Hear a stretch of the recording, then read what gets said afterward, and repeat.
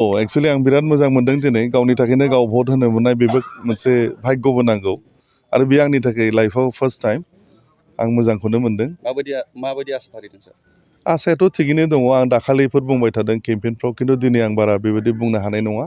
बेयो केम्पेइनबो नङा, just kind of message. 23 तारिखसिम नेनांगोन। 23 तारिखआव काउन्टिंआवनो रिजाल्टखौ मोनगोन।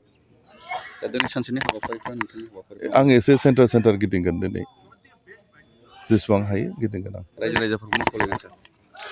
खावलायनायाथ' मोनसेल' दा दिनैनि दिनाव जिथु संबिधानाव जिथु प्रभिजन दङ, बयबो गावनि माने भटार राइट्स बेखौ एक्सारसाइज खालामथों, बयबो ओंखारथों, गावनि बिबेक भट, गावनि पसन्दनि केन्डिडेटखौ होथों बयबो। बेहाय खुनु फर्स गैया।